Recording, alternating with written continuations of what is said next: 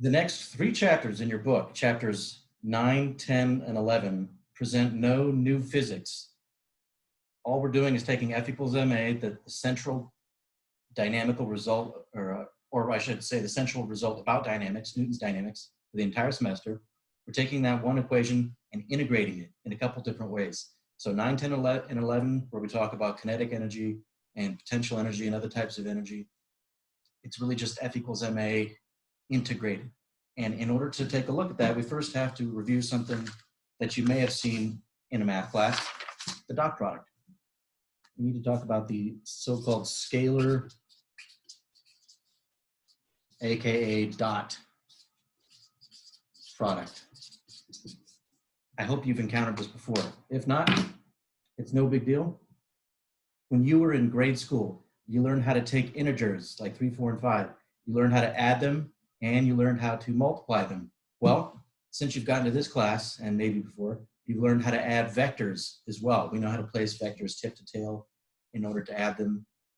And that begs the question, is there a meaningful way to multiply vectors? Can we take the product of 2 vectors? Well, if you put 2 integers together and take their product, like 3 and 5, the product of 3 and 5 is 15. That's another integer. What do you get if you take the product of 2 vectors? Do you get another vector, or do you just get a number, which we might call a scalar? Well, there's actually 2 useful definitions that I'm familiar with for multiplying vectors. In one method, you put 2 vectors together, you get another vector. That's called the vector product. But today we're talking about, or right now we're talking about the scalar product, where you put 2 vectors together, and out of those 2 vectors comes just a number, just a scalar. That's what we'll be using in this next chapter about work and kinetic energy. So here is one way to calculate the dot product of 2 vectors. One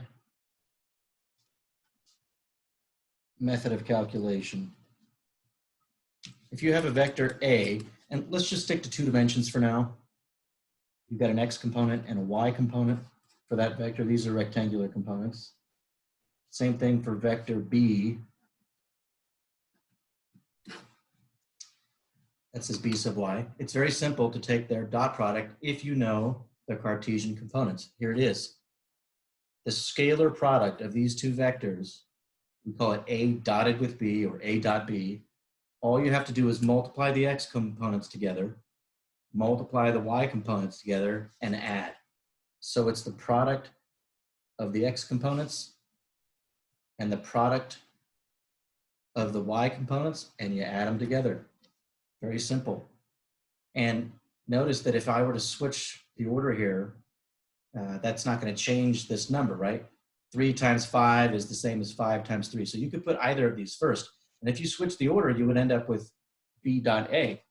So if I write B dot A, check it out. If you apply this definition in the opposite order, you'd get the same number. So we say that the dot product is commutative. The order of the vectors is not important. That's going to change when we look at the other method for multiplying vectors. I mentioned just a moment ago that you can put 2 vectors together and get another vector called the vector product. For the vector product, also known as the cross product, the order does matter. All right, here's an example. If I take the vector 3, 4, and I dot it with the vector 6, -3. So I'm using that notation where I enclose the components of a vector in brackets. Well, the product of the X components is 18, and the product of the Y components is -12. So I would find that the scalar product of these 2 vectors is 6. What about the vector 2, 0 dotted with the vector -3, 0? 2 times -3 is -6. 0 times 0 is 0. So this scalar product is -6. And that shows us that the scalar product does not have to be a positive number. It can be positive or negative. In fact, sometimes it's 0. Let's try this one. Let's dot I hat with J hat, because we know the components of these unit vectors. I hat is unit length along the x-axis. So it's got a component of 1 along the x-axis and no component along the y-axis. If we dot that with j hat, we get, well, j hat is a 0 component along the x-axis and positive 1 along the j-axis, or excuse me, the y-axis. 1 times 0 is 0. 0 times 1 is also 0. When you add 0 to 0, you still get 0. Okay, so the dot product of I and j is 0. Why is that? What's the relation between I and j? They are perpendicular, but now's a good time to introduce this word orthogonal. The dot product of two orthogonal vectors ends up always being 0. The dot product of orthogonal vectors is 0. You just want to memorize that because that's going to show up a lot. In other words, if A is perpendicular or orthogonal to B, A dotted with B is 0. Okay, here's a second method of calculating the dot product.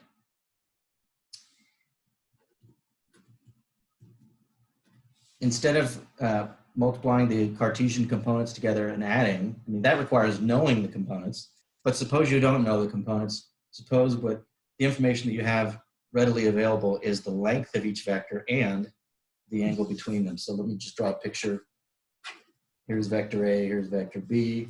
And remember, if you don't draw the arrow symbol, you're really talking about the length of A. So capital A without the arrow symbol above it is referring to the length of this vector. Capital B without the vector symbol is referring to the length of this vector. Here's the angle between them. It's simple. All you have to do is take the products of the product of the magnitudes. This is the magnitude of A times the magnitude of B, and then multiply by the cosine of the angle between them. Now, can this be negative? Well, we know that the dot product sometimes comes out negative. Can we see from this formula how the dot product could be negative? Yes, sometimes the cosine function is negative. These two numbers are always positive or 0 because they're magnitudes. But when you multiply all this together, you can get a negative number. Cosine function, if I was looking at the dot product between two angles with, or two vectors with this angle between them, this angle is greater than 90, but less than 180. In other words, this angle would be in quadrant 2 if you measure it counterclockwise from the x-axis. What's the cosine of an angle in quadrant 2?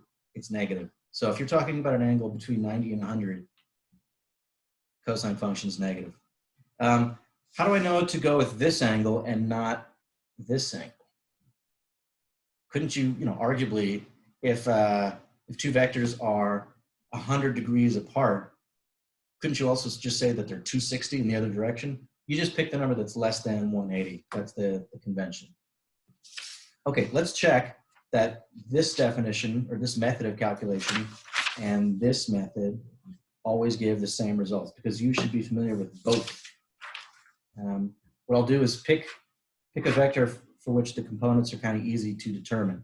Let's look at this special triangle here. If this is a 30, 60, 90 triangle, and I make this length equal to 4, how does the hypotenuse always compare to the short side in a 30, 60, 90 triangle? I believe it's always double in length. What about the long side? I believe to go from the short side to the long side, you always multiply by rad 3. It's rad 3 times as long as the short side. So if I think of this as a vector now, let's look at this vector. I'll call that vector A. The vector A has a length of 8, clearly, but its components would be, well, you go 4 rad 3 in the x direction and 4 in the y direction. I sure hope I'm doing that right. Let's check. The magnitude of A would be the square root of, we have to square each component and then add those up. If I square this, I get 16 times 3. What's 16 times 3? That's 30 plus 18, 48 plus 16. Aha, isn't that 64? Yes, so this does come out Correct. All right. And let me pick another vector for which the components are easy to determine. And I'll make this easy on myself here. Let's go with a vector that just points straight up along the y-axis. And I'll give this vector a length of 5 because that number has not appeared up here. Okay, so the components of B would be 0, 5. Let us calculate the dot product of A and B using the two methods that I just introduced. First method, since we know the Cartesian components, it's easy to calculate the dot product this way. You just multiply the x components together, multiply the y components together, and add. What do we get here? 4 rad 3 times 0 is 0 plus 4 times 5. Okay, the dot product of these two vectors is 20. And it makes sense that we get a positive number because if B points in this direction along the positive y-axis and A points that direction, can you see that the angle between them is going to be 60? And when we take the cosine of, where did that go? When we take the cosine of 60 degrees, that's an angle in the first quadrant. We'll still have a, so let's check this other method.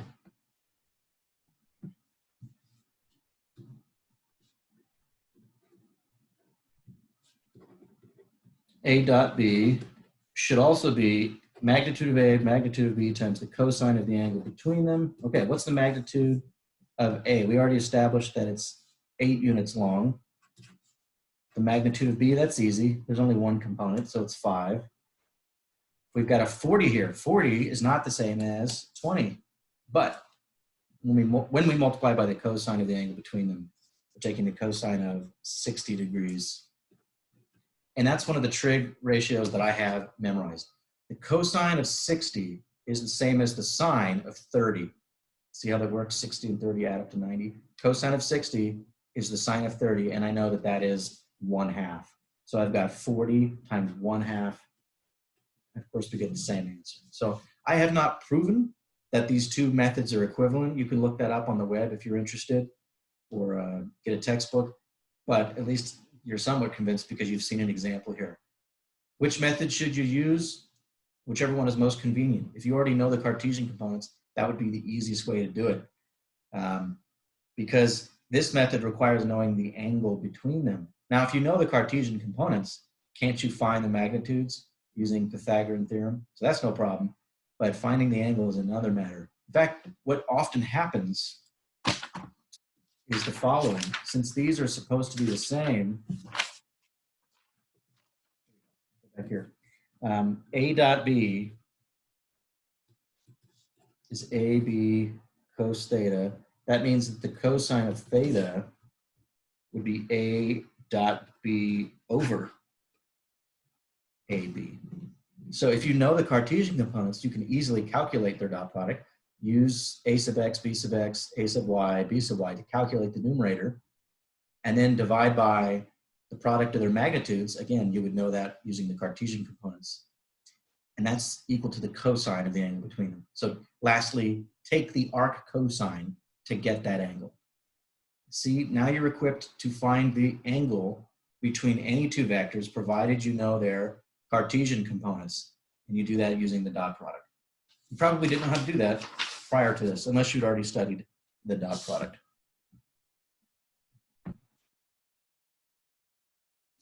Now, for any two vectors, for instance, vectors A and B, you might be curious, what would the angle between those two vectors have to be so that the dot product comes out with its greatest value?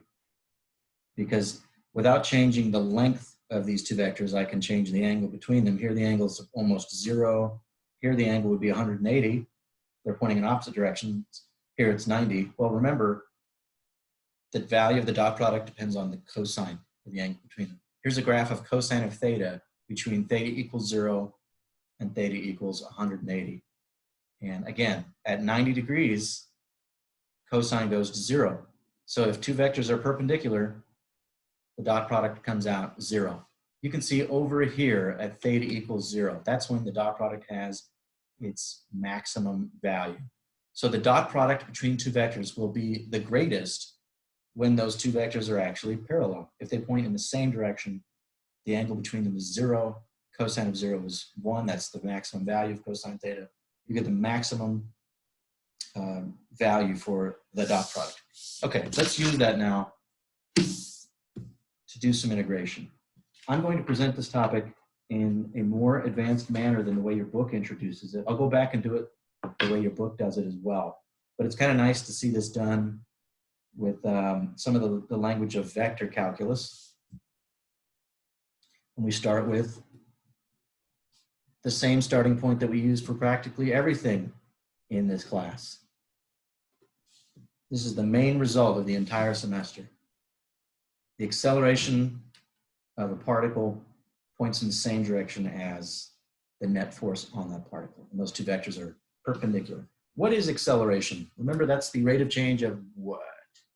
You're not here to answer this question, so I'll say it. It's the time derivative of velocity.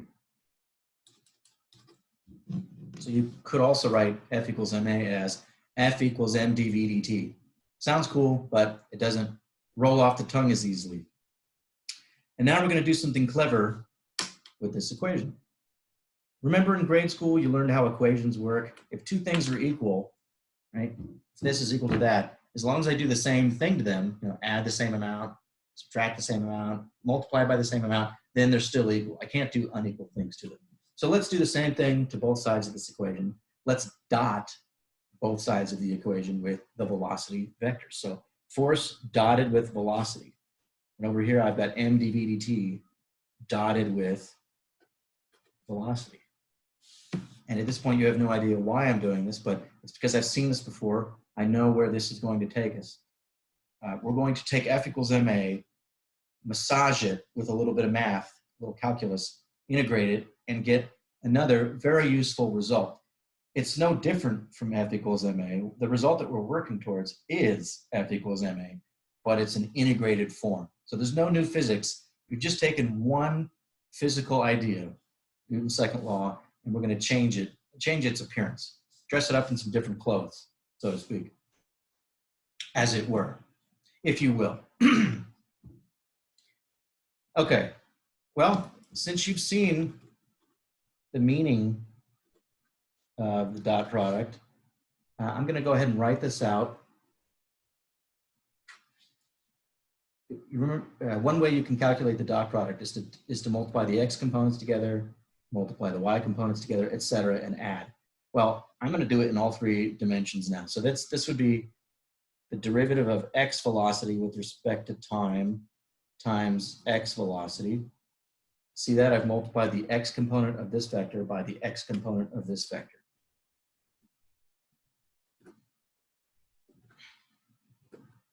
And I have one more for the z component. Remember, this vector velocity really has three components, one along each axis. And now I'll do something a little tricky here. I'm going to write this as 1/2 m times the time derivative, put that on the outside, of v sub x squared plus v sub y squared plus v sub z squared. Let's confirm that this is in fact equal to this. The derivative we know is distributive. It's a so-called linear operator. So let's first take the derivative of this term. Using the power rule, bring down the 2. The 2 would cancel the 1/2 out here, and you would just have v sub x. But don't forget chain rule. You would then have to take the derivative of v sub x. So when you take the derivative of this, you would really have 2 v sub x ddt of v sub x. And of course, the 2 would cancel the 1/2. That's exactly what you see here. So with a little thought, I hope you can see that this is equivalent to the line above. But what is this quantity in parentheses? Pythagorean theorem tells us this is the length of the velocity vector. So this is just length squared of the velocity vector. What do we call the length of the velocity vector? That's speed. It's just speed squared, or you could call it v squared. Also, over here, I'm going to remind you that velocity is the rate of change of positions. This is dr dt. This is the time derivative of the position vector. That's what we call the velocity vector. So, of course, this is a slightly more mature presentation than what you'll find in your book. We'll go back and do what you find in your book. Okay, F dot dr dt is equal to 1/2 m times the time derivative of speed squared. And now this looks totally foreign. What you're looking at is F equals ma, but it's not very familiar looking, is it? We're not quite done. Let's do something else here. I've already done one thing to both sides. I've dotted both sides with the velocity vector. Let's do something else to both sides. Let us integrate both sides with respect to time. Integrate with respect to time, integrate with respect to time. What are we even integrating, first of all? Well, remember, when you dot a vector with another vector, you get a scalar. So we are integrating a scalar over here with respect to time. And this is also a scalar, right? Because speed squared, that's a number, not a vector. We're taking the time derivative of a number, that's another number. So on both sides, we're integrating some function of time with respect to time. And let's make this a definite integral. We'll go from t1 to t2 on both sides. And then here's the part where we get a little sloppy according to mathematicians. I'm going to regard derivatives the way physicists do. We think of these as ratios. This is a vector divided by a scalar. If you've got a dt down here and a dt up here, don't they cancel, so to speak? And what else can we do here? 1/2 times m. If the particle's mass is not changing in time, this is a constant. Do you remember this rule from calculus? D dx of some constant times f of x is just that constant. Oops. It's just that constant times df dx. So you can pull constants in and out of derivative symbols. That's what we're going to do here. I'm going to rewrite this 1/2 m times d dt of speed squared. Well, that would just be d dt of 1/2 mv squared, because the 1/2 m is like that constant c. Okay, so what have we got here? I'm going to let the dt's cancel, and then I have to leave. I'm not going to write the limits here in terms of t. This is where I'm getting a little informal with the calculus here. I'm going to write this as the integral of f dotted with dr, and I've intentionally left off the limits. You'll see why in a second.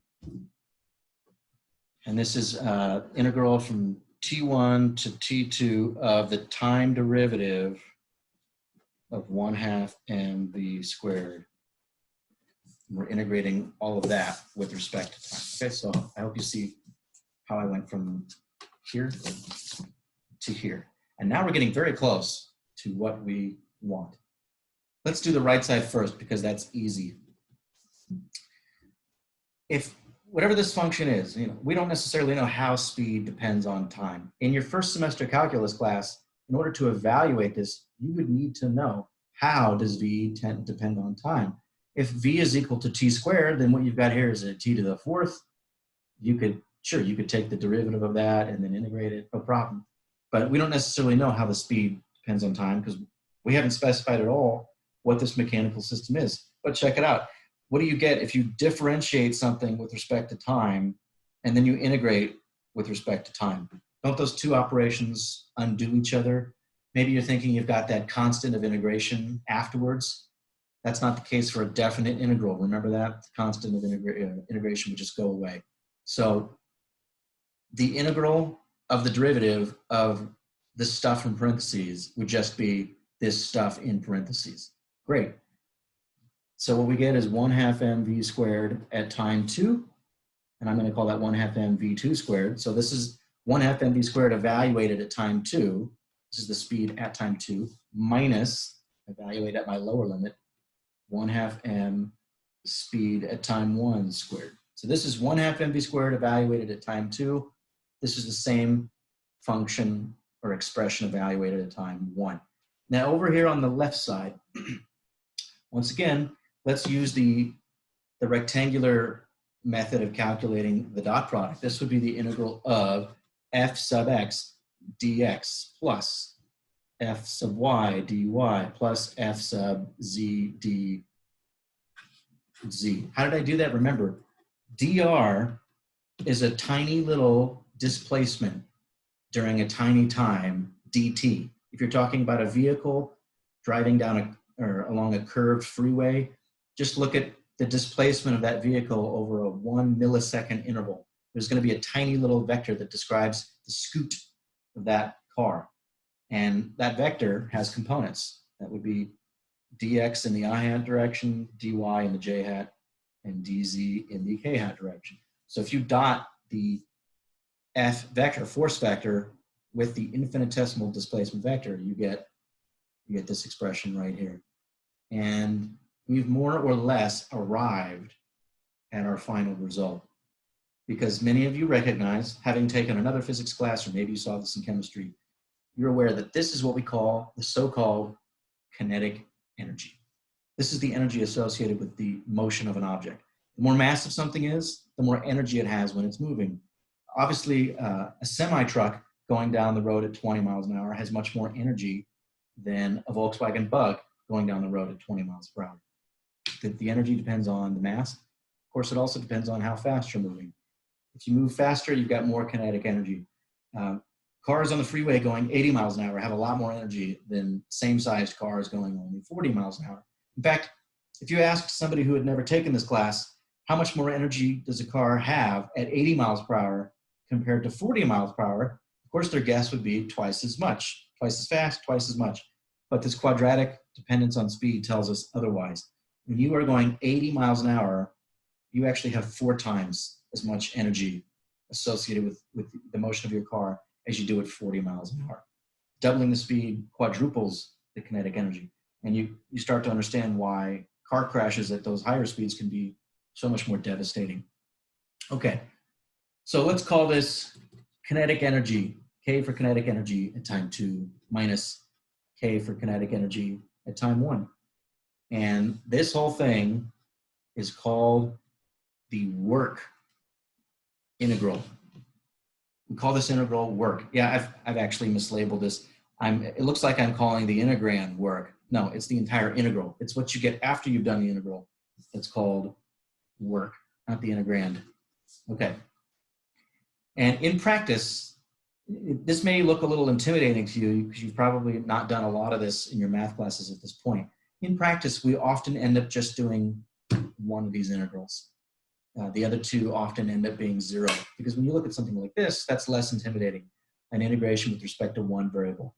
Okay, so this will make more sense when we look at some concrete examples, but here you would have to choose limits on x. Your limits would be x1 to x2. When you do this integral, your limits would be y1 and y2, etc. for the z-axis. So we can abbreviate this whole thing as work equals final minus initial. That would be the change in kinetic energy. There is your next big result for the semester. Some books call this the Work-Kinetic Energy Theorem. It's not really necessary to call it that, because what is it? There's no new physics here. It's just F equals ma dressed up in different clothes. These two equations are the same. This is what you get after you integrate this. And I'm going to say after you integrate this with respect to position, because if you look over here, we're integrating with respect to position. So take force, integrate over x, you get work. You would have to integrate this over x as well. I'm choosing x for the case of one-dimensional motion. I'll come back to that in a second. We'll redevelop this result using the method that your book uses. It's simpler. We don't need to talk about vectors to do that other method. Okay, the Work-Kinetic Energy Theorem. So you can talk about how forces on an object cause it to accelerate. That's one way to solve mechanics problems or to think about motion. Or you can say that the work done on something is equal to the change in its kinetic energy. If you push on something, push or pull on something through a distance you will change its kinetic energy. Okay, here's a very important point. Which force are we talking about here? If you're looking at, what's a good example here? A car, I'll just keep going with the car here. A car on the highway. What are the forces you can think of on that car? There's gravity. There's the normal force from the roadway. There's friction on the tires. There's air drag. That's about it. I just counted 4 different forces. I think that was 4. Which of those are you supposed to plug into F equals ma? Of course, you know at this point, it's the sum of all forces. F represents the net force. And since we started here to get this result, which work are we talking about? Work done by which force? That would be the work done by the net force. So let me go back here. We've defined work as the integral of F dotted with displacement. And I'm actually going to go ahead and put the lower limit as position 1 to position 2. We call this a line integral. This is the line integral of force with respect to position between 2 positions. Again, if you haven't had a lot of calculus, you're looking at this and thinking, what exactly does that mean? When I took this class, I was not really prepared to understand exactly what that integral means. In practice, it's going to be very easy for us. This is really the net force. So the example that I just gave, you've got a force from gravity on a vehicle while it's driving. You've got drag force. I'll just put D for drag. Force due to friction. I'll just go with those 3 for now. Now, one thing I haven't shown is that the dot product is distributive. So the sum of these 3 vectors is a vector that we just call the net force. You could dot net force with dr, or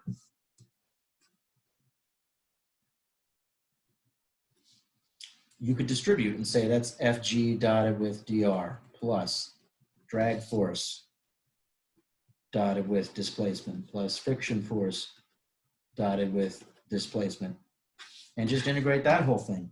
But you remember from calculus that the integral of a sum is often just the sum of the integrals. So this would be the integral. I'm going to leave off the limits here so I don't have to write as much, etc. So in other words, the total work done would be the sum of the individual works. You know, people in physics often like to say works, even though you don't hear that word in normal conversation. So this, you could call this the work done by gravity. This is the work done by drag. And then you'd have the work done by friction. So often in this chapter, in homework problems, you'll be calculating the separate works done by various forces.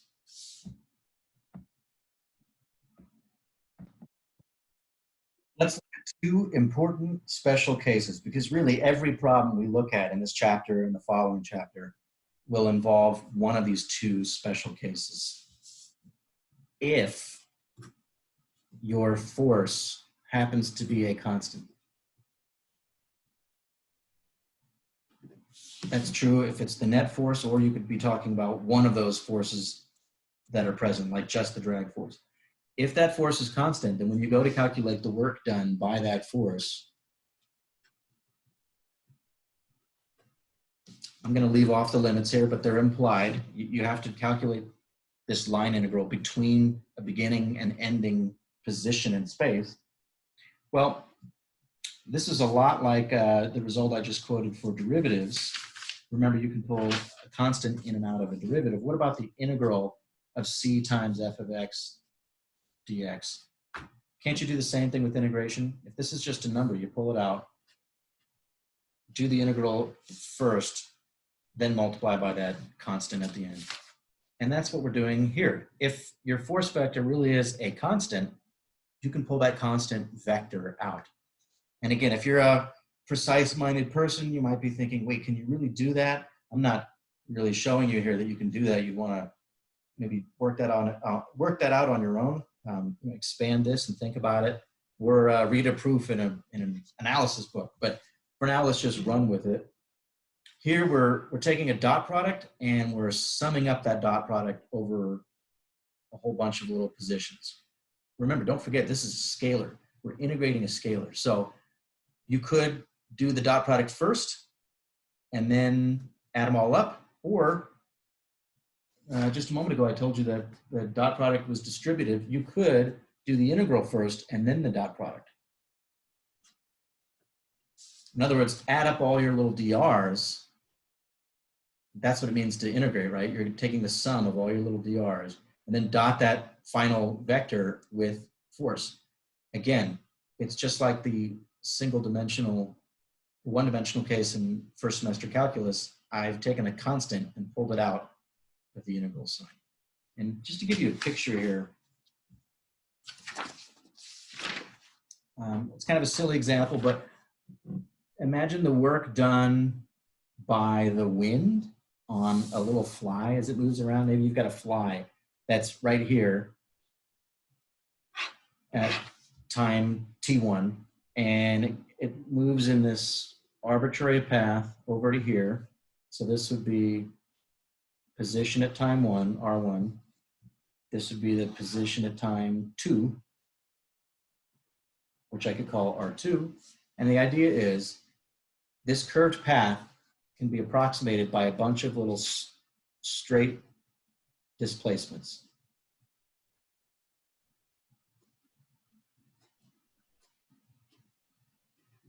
So I take a bunch of little individual scoots.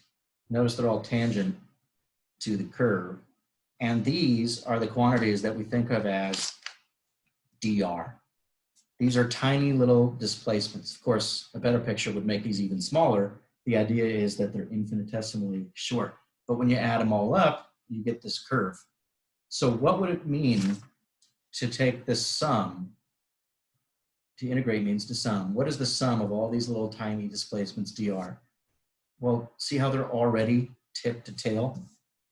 The sum would just be the total displacement. I should have done that with the ruler, but when you add all these up tip to tail, you get a single vector that goes from the starting point to the ending point. This is delta R, which by definition is R2 minus 1. It's the total change in position. So now I can finish this equation here. This is just delta R. So F dotted with the total or net change in position.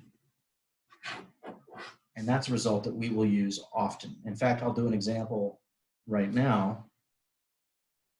But before I do that, see how there's no integral anymore? We've eliminated that part. So in practice, you're just dotting two vectors. If you know the Cartesian components of these two vectors, all you have to do is dot them using the methods we looked at, and you're done. You've calculated the work. So let's use the Work-Kinetic Energy Theorem now. That's just one special case. I'll come back in a moment to another special case. Let's use this result to solve a problem that we could have done a month ago, but now we have an alternative method for solving this problem. Let's look at a block sliding down a ramp. That exciting problem. So we've got an angle theta for the ramp. Here's the block at the top. Let's give the height of the ramp the value h. This thing is a m. And let's imagine that there is friction. We've got to worry about kinetic friction. And we'll say that the initial speed is 0. So you're holding on to this block. When you start the clock at t equals 0, you release the block and allow it to slide down to the ramp, or down to the bottom of the ramp. And we'll call that time 1. What is the speed at time 1? We'd like to figure out what the speed is. Well, should we do this first with our new result, the Work-Kinetic Energy Theorem, or use it, Newton's second law? I'll go with Newton's second law just for review here. And the various forces I can see would be the ramp pushes normally on the block. We call that the normal force. We do have gravity pulling straight down. And don't forget about friction. F sub k. Okay, and I would need to resolve gravity into components. And remember, this is theta as well, the angle between the normal axis and the hypotenuse, which is gravity. That angle is theta. Okay, I'll do this coordinate system,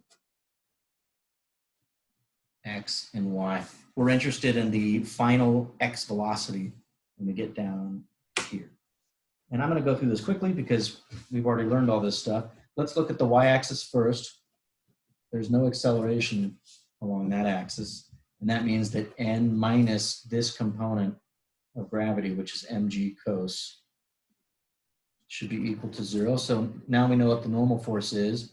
By applying Newton's second law to the normal axis, we were able to determine what the normal force is. And we need that because we need the friction force. It's going to be mu times the normal force, which is what we've just determined. Okay, now we'll go to the x-axis. Some of the forces in the x direction is mass times x acceleration. I need this acceleration so that I can use kinematics to find how fast we're going at the bottom. I see a component of gravity pulling down the ramp, that's the positive direction, and I see friction working against that block. So I would say mg sine theta with the plus sign minus friction, which is mu mg cos. That's got to equal mass times acceleration. Okay. Hey, the masses cancel.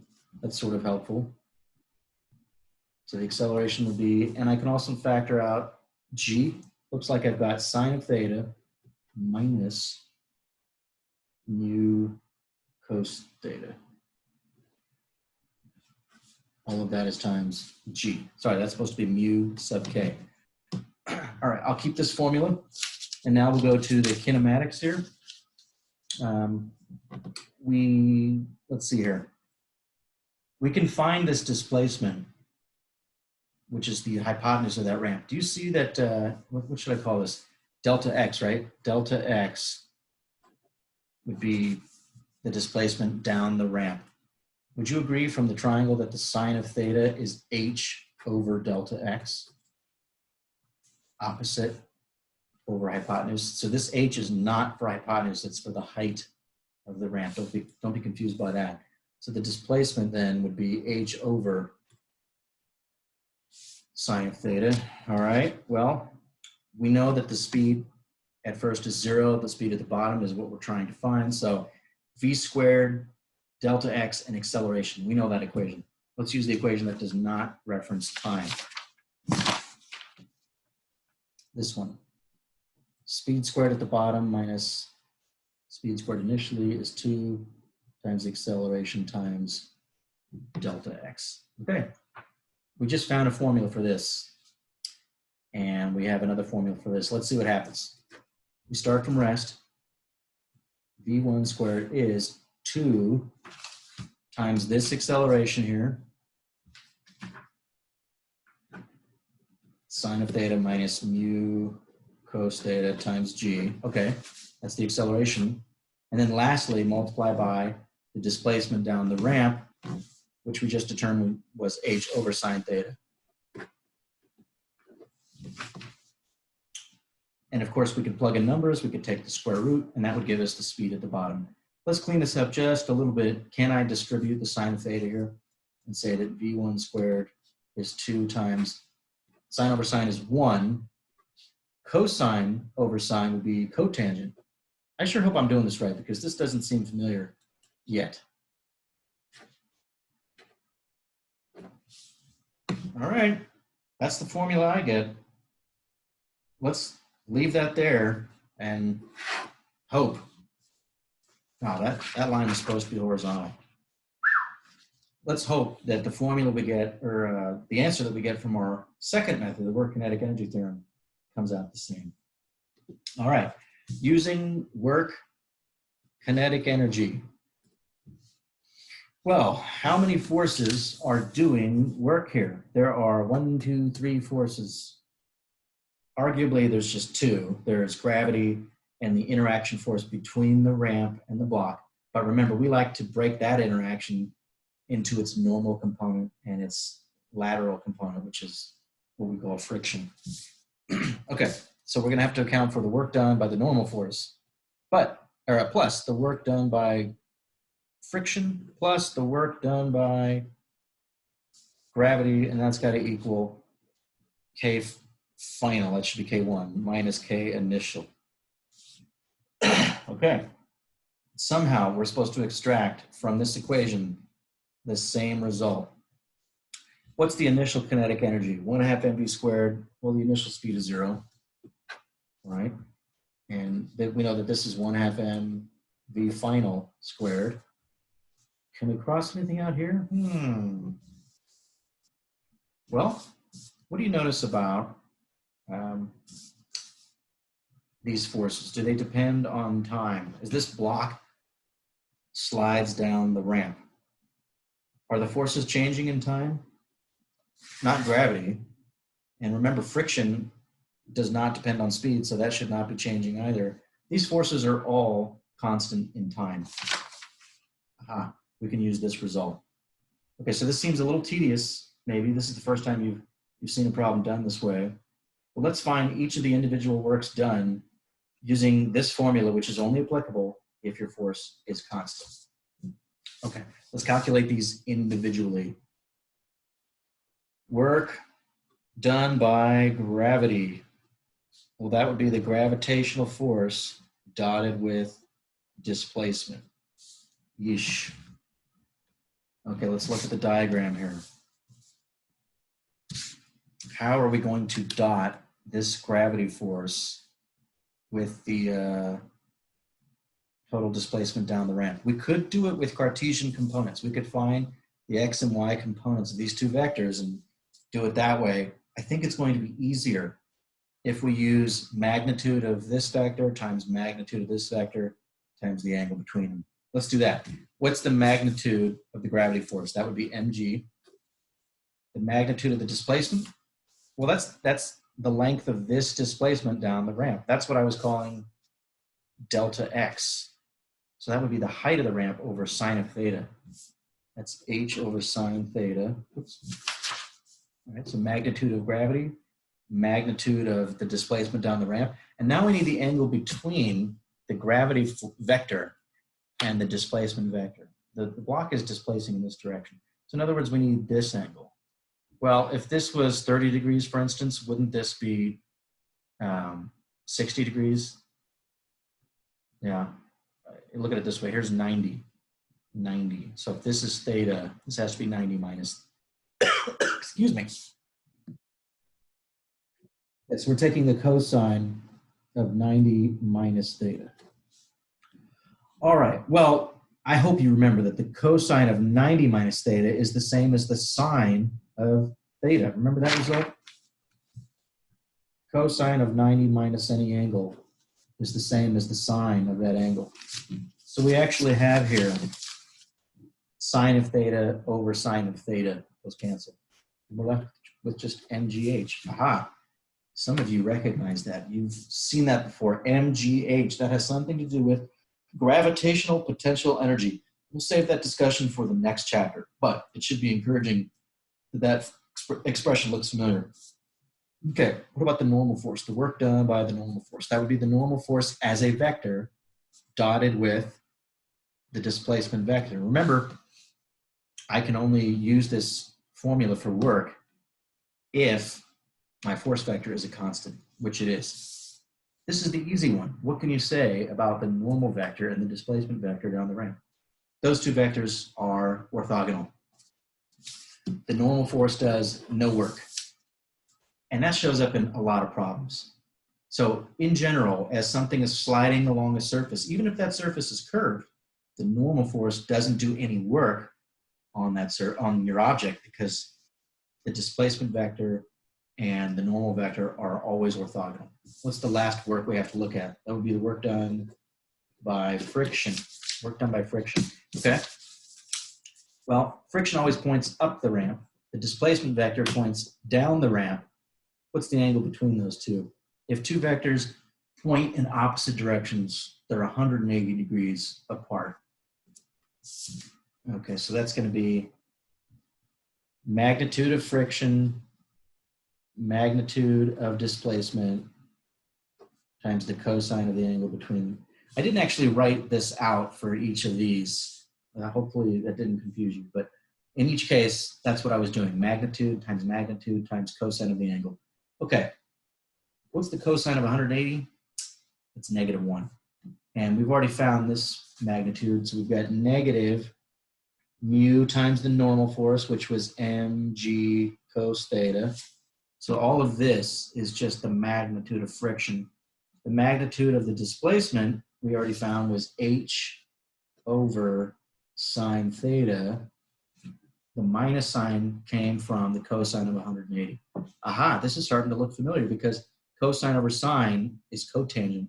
Maybe that's where that cotangent shows up. Let's finish this. Let's substitute each of these works in here. The normal force did no work. Friction force, we found, did a work equal to negative mu mg h cotangent theta. The work done by gravity we found was positive mgh. And all of that needs to equal final minus initial kinetic energy. That's just 1/2 m v1 squared. Let's divide out the mass, and I'll flip the two sides of the equation. What can I factor out here? Well, I'd have to multiply both sides by 2. Forgot about that. So 2 times, and just like before, I will factor a g from both terms, and I get h minus, let's see, mu h cotangent theta times g. Aha, the last step, I could have factored out gh, couldn't I? So let's factor out the h as well, and I'm left with 2 times 1 minus mu cotangent theta times hg, or gh. What a relief that came out the same as the result I got from F equals ma. Of course they came out the same. The first time I saw stuff like this, I thought it was a great mystery. Like how, it just amazes me that it works out the same. But it really shouldn't be surprising because we're not using two different methods here. It's the same thing. What's going on behind the scenes is the calculus. Whether you use the so-called differential form of Newton's second law, which is F equals ma, or you use this integrated form, work equals delta K, you're really using the same physical result. They're mathematically equivalent. They're connected by the fundamental theorem of calculus. So we really have not used two different methods when you get right down to it. It shouldn't be a mystery that we get the same result. Your book has a great discussion of all of this stuff, and they look at the 3 different possibilities for the sign of W, S-I-G-N sign. Your work can come out positive, it can come out negative, or it could be 0. And that really has to do with the angle between force and displacement. So for constant force, remember we can bring F out of the integral, and all we have to do is dot the force with the overall net displacement. That's just a single dot product. And the dot product can be calculated by magnitude times cosine of the angle between them. Well, this example I've drawn right here has an angle greater than 90. The cosine of that angle would be negative, and your dot product would come out negative. Does that make sense? We know that work is the change in kinetic energy. If negative work is being done, that means that the change in K is negative. In other words, the kinetic energy is decreasing. Does it make sense to have decreasing kinetic energy if you're doing negative work? Yeah, because if something is moving this way, but you're pulling up and backwards on it, you ought to be slowing that thing down. For instance, maybe somebody forgot to put their car in park and it rolls out of the driveway. Before it smashes into the mailbox, you have to get in front of that car and slow it down. So let's say this car is rolling at 5 miles an hour or so. you could stand in front, let's go with 1 mile per hour. You could stand in front of that car and push backwards on it. If the car displaces to the left, so I've drawn the velocity vector, but delta R would also point to the left. While you're pushing to the right, we know that's going to slow the car down, but let's look at the relation between F and delta R. The angle between them would be 180 degrees. And we know that the cosine of 180 degrees is -1. So yes, when you calculate the dot product of your applied force with the displacement, you'll get a negative number. That means you're doing negative work, which means the kinetic energy is decreasing. You've slowed the vehicle down. Again, there's no new physics here. We're just using F equals ma in integrated form. So this should all be consistent with what we already know. Let's look at the second important special case that'll show up over and over again in problems from this chapter and the following chapters. Rather than a case where the force vector is constant, in which case you can pull it out of the integral, what about if the motion is restricted to a single axis? So instead of a car moving on some curved highway or a bug flying through space in all directions, what if it's something that can only move forward and backward? So I'll call that motion along a single axis. And there's a second restriction. The force is also, or must also be parallel to this axis. So basically a one-dimensional problem. And the most common example that we'll encounter would be a mass on a spring bouncing back and forth along a single axis, or something falling straight down under the influence of gravity. Those are the two most common examples. Okay, if that's the case, we can call this axis the x-axis, in which case we can just ignore the other two. Now, it doesn't matter if you call it the x-axis. You could call it y or s. Your book goes with s. I don't really like that because s looks like 5 to me. So I'm always just going to stick with the letter x if we're talking about a one-dimensional one-dimensional problem. Okay, so if that's the case, you can completely ignore these, and your kinetic energy, which is 1/2 times speed squared, well, that would really just be 1/2 times that single component squared. The v sub x, excuse me, the v sub y squared is gone because there is no velocity along perpendicular axes, only velocity along the x-axis. Okay. So then your work integral would just become the integral of the force along that axis times the displacement along that axis.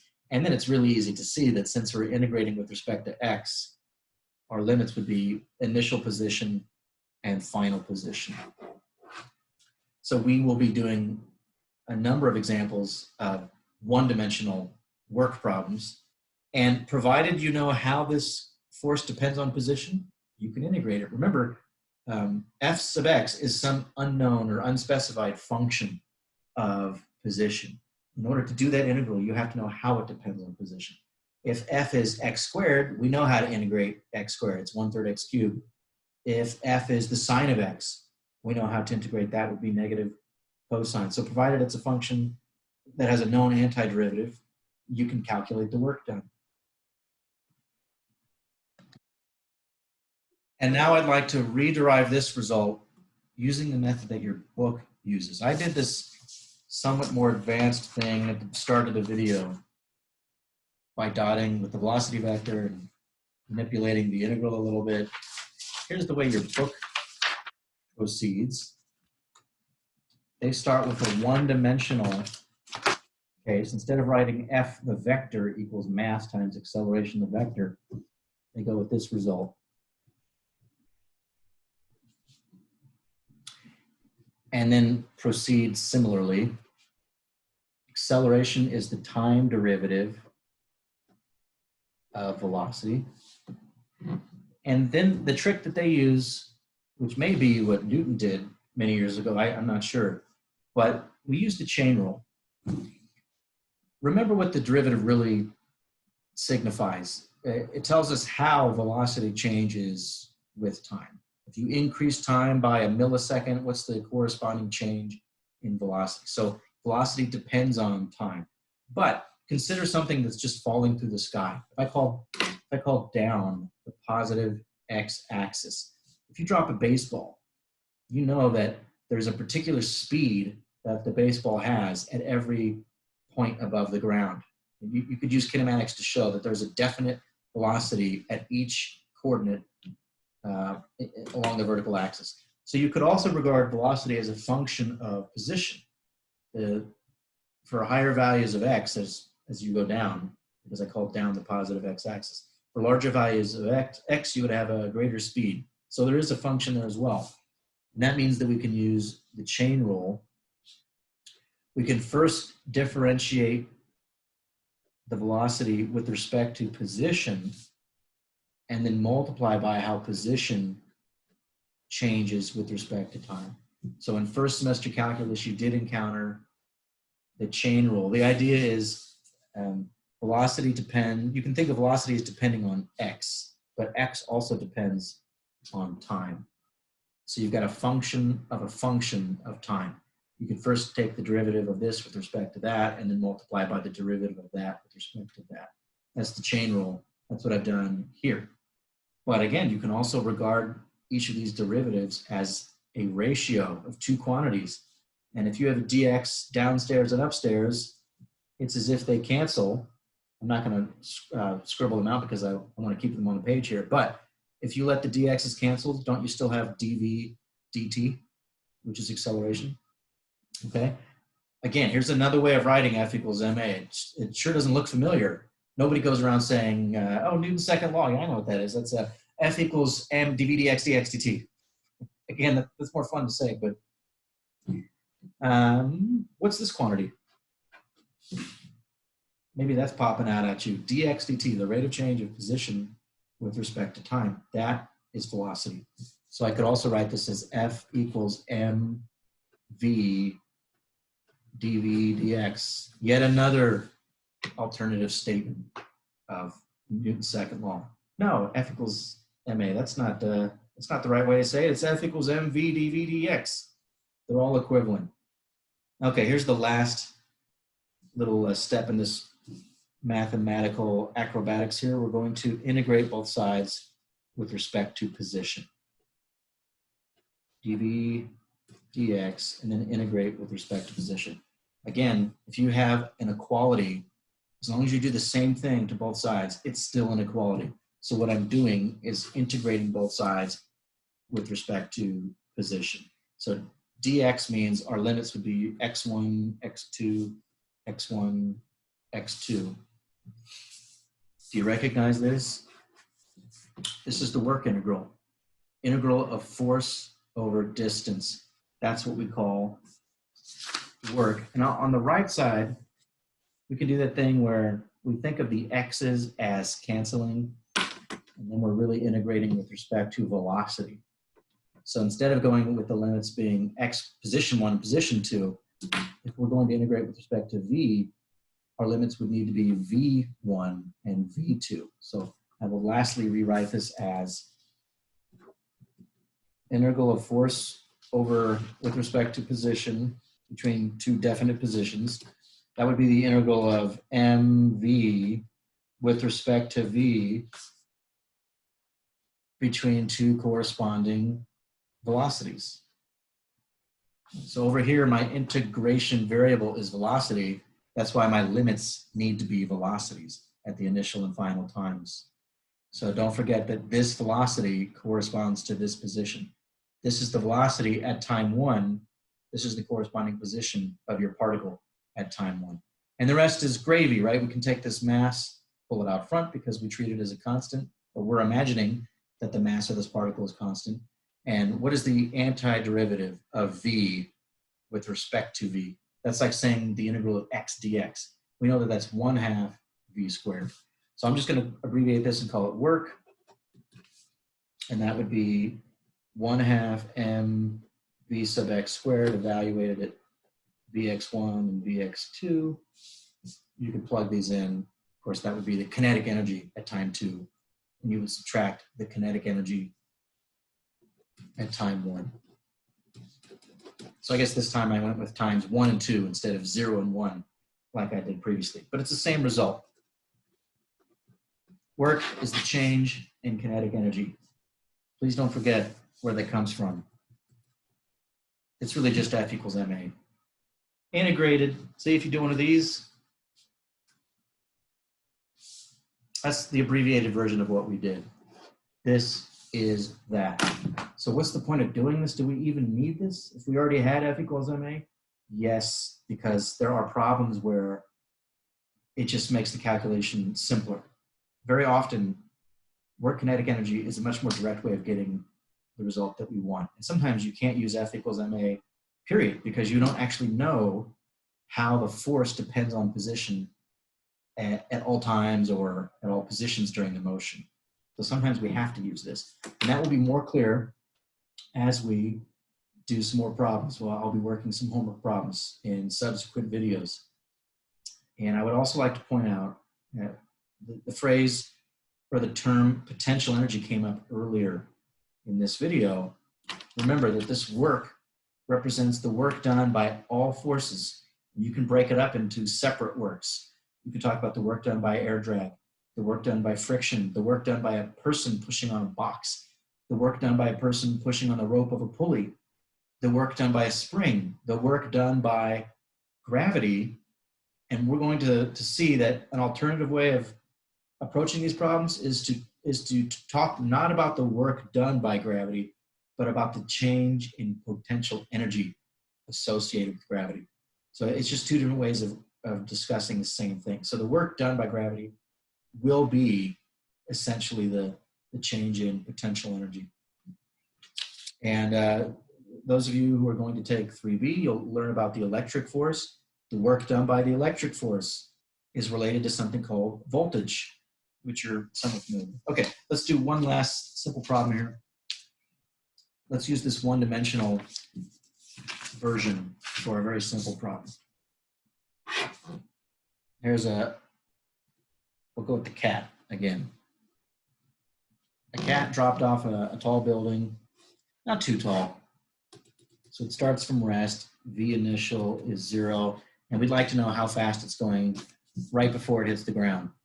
So here's my hysterical cat about to land on all fours. I'll call this height h, and we have to set up our coordinate system. I'm going to call down the positive y direction. Now, just a moment ago, I was using the subscript x. You can call it whatever you like. So let's adapt the notation to this problem, and we'll say that the integral of y force with respect to position is the change in kinetic energy from y initial to y final. I'll go with 0 and 1 this time. Okay, this is the net force. Remember, the work done is the total work. That's the work done by the net force, which is the sum of all forces. But in this case, there's only one force, gravity. And the y component of gravity, well, since I call it down positive, instead of negative g, it would just be positive mg. Okay. I hope you know what the answer is going to be. Do you have that formula memorized? If you drop something from rest through a height h, doesn't it have a speed root 2gh at the bottom? Well, now we're doing it from a different starting point. We're going to integrate, let's see, what's the initial coordinate? I didn't set up my coordinate system, did I? Let's put the origin up here. So this is y equals 0. Down here, we've moved h units downward. That's the positive direction. So the initial y coordinate is 0. Final y coordinate would be h. So what we're really integrating is positive mg, the force is positive mg, dy from y equals 0 to y equals h. We set that equal to k final minus k initial. The initial kinetic energy is 0 because the kitty cat was dropped from rest. And this part's trivial. mg is a constant, pull it out. What's the antiderivative of dy? Would just be y. So mg times the antiderivative y between 0 and h, and kinetic energy is 1/2 mv1 squared. So we've got mgh equals 1/2 mv squared, and we recover the answer that we knew ahead of time, root 2gh. Is it a mystery that we get the same answer as we get from using F equals ma? No, because this is F equals ma. It's already been integrated behind the scenes. So we're starting with the math after having done the integration of F equals ma. In solving this problem, just a moment ago, I said you could pull mg out of the integral because it's a constant. But we're going to see later in the semester, if you fall from a height, not just of 10 or 20 feet, but what if you fall from a height of, I don't know, 500 miles above the surface of the Earth, like a satellite that crashes to Earth, then the strength of the acceleration is not 9.8 the whole time. If you go far enough from Earth, that 9.8 will drop significantly. So you would have to leave that inside the integral and know how it depends on y in order to integrate that. And we will do that in chapter 13. But you've already got all the basic ingredients here. If you followed the argument about how to do the work integral, you're really prepared to do that problem already. So, once you've gotten past this chapter and the next couple chapters, you've got quite a bit of physics maturity already. There's many problems that you could solve if you knew how to apply the math properly. Okay, last point I'd like to make in this video, for the one-dimensional problem where you're only moving along an axis, which I will call the x-axis, and your force is parallel to that axis. This is the Work-Kinetic Energy Theorem. Let's look at the specific case once again of constant force. If your force is just a number, if it doesn't depend on position, then you know you can take that force and pull it out front if it's a constant. And what does it mean to integrate dx? Well, you could just think about it common sense. If you add up this little displacement and this little displacement, all your little scoots, the first dx, second dx, add up all your dx's, wouldn't that just give you the total displacement? Or you could do it with the calculus. What's the antiderivative of 1? Really, we're integrating 1, right? 1 dx is the same as dx. That would be x. And that's just x2 minus x1. In other words, delta x. So you may have heard outside this class, in another physical science class, that work is force times distance. That's the basic idea. We've looked at a more precise definition now. It's really the line integral of force dotted with dr. But in the important special case of one-dimensional motion, that's motion along a single axis with a constant force, you really can just say work is force times distance. Although even then, you want to clarify, it's not really distance, it's displacement. Your displacement could be a negative number. If your force is applied opposite to the displacement, your work would come out negative. That's like the example I gave of a person pushing on a car that's rolling backwards. So in subsequent videos, we'll do a little bit more with the math here. There's a couple more topics from the chapter, and I will work some problems from the end of the chapter.